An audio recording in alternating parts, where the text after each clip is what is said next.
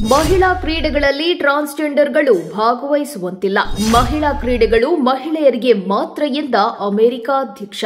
ಮಹತ್ವದ ಆದೇಶವೊಂದಕ್ಕೆ ಸಹಿ ಹಾಕಿದ ಡೊನಾಲ್ಡ್ ಟ್ರಂಪ್. ಅಮೆರಿಕ ಅಧ್ಯಕ್ಷ ಡೊನಾಲ್ಡ್ ಟ್ರಂಪ್ ಮಹತ್ವದ ಆದೇಶವೊಂದಕ್ಕೆ ಸಹಿ ಹಾಕಿದ್ದಾರೆ. ದೇಶದಲ್ಲಿ ಇನ್ಮುಂದೆ ಎರಡೇ ಲಿಂಗಗಳಿರುವುದಾಗಿ ಅವರು ಘೋಷಿಸಿದ್ದು, ಈ ಕುರಿತಾಗಿ ಮಹತ್ತರ ರಾಜಕೀಯ ನಿರ್ಣಯ ಕೈಗೊಂಡಿದ್ದಾರೆ.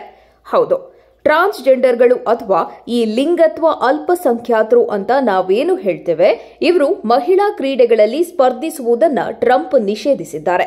ತೃತೀಯ ಲಿಂಗಿ ಕ್ರೀಡಾಪಟುಗಳು ಮಹಿಳಾ ಕ್ರೀಡೆಗಳಲ್ಲಿ ಭಾಗವಹಿಸುವುದನ್ನು ನಿಷೇಧಿಸುವ ಕಾರ್ಯಕಾರಿ ಆದೇಶಕ್ಕೆ ಅಮೆರಿಕದ ಅಧ್ಯಕ್ಷ ಡೊನಾಲ್ಡ್ ಟ್ರಂಪ್ ಅಂಕಿತ ಹಾಕಿದ್ದಾರೆ. Keeping men out of women sports ಎಂಬ ಆದೇಶಕ್ಕೆ ಟ್ರಂಪ್ ಬುಧವಾರ ಸಹಿ ಹಾಕಿದರು.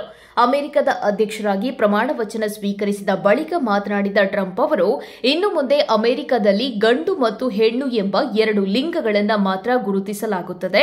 ಇದೇ ನಮ್ಮ ಸರ್ಕಾರದ ಅಧಿಕೃತ ನೀತಿಯಾಗಲಿದೆ ಎಂದು ಹೇಳಿದರು. ಇದೀಗ ಶ್ವೇತಭವನದಲ್ಲಿ ತೃತೀಯ ಲಿಂಗಿ ಕ್ರೀಡಾಪಟುಗಳು ಮಹಿಳಾ ಕ್ರೀಡೆಗಳಲ್ಲಿ ಭಾಗವಹಿಸುವುದನ್ನು ನಿಷೇಧಿಸುವ ಕಾರ್ಯಕಾರಿ ಆದೇಶಕ್ಕೆ ಟ್ರಂಪ್ ಅಂಕಿತ ಹಾಕಿದ್ದಾರೆ. ತಕ್ಷಣದಿಂದ ನೂತನ ನಿಯಮ ಜಾರಿಗೆ ಬರಲಿದೆ.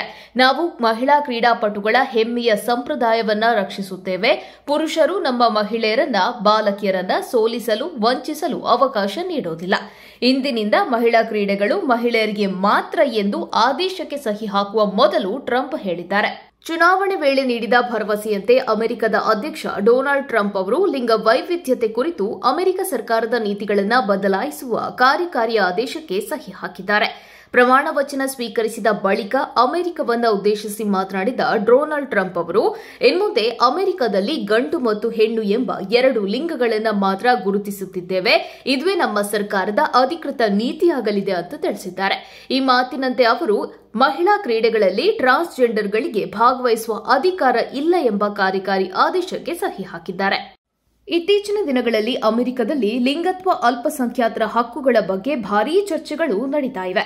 ಮಹಿಳಾ ಕ್ರೀಡಾಕೂಟದಲ್ಲಿ ಲಿಂಗತ್ವ ಅಲ್ಪಸಂಖ್ಯಾತರು ಭಾಗವಹಿಸುವುದನ್ನು ರಿಪಬ್ಲಿಕನ್ ಪಕ್ಷದ ಅನೇಕರು ವಿರೋಧಿಸಿದರು. ಪಕ್ಷದ ಆಶಯದಂತೆ ಅಮೆರಿಕ ಅಧ್ಯಕ್ಷರು ಅಧಿಕೃತವಾಗಿ ಕ್ರಮ ಕೈಗೊಂಡಿದ್ದಾರೆ.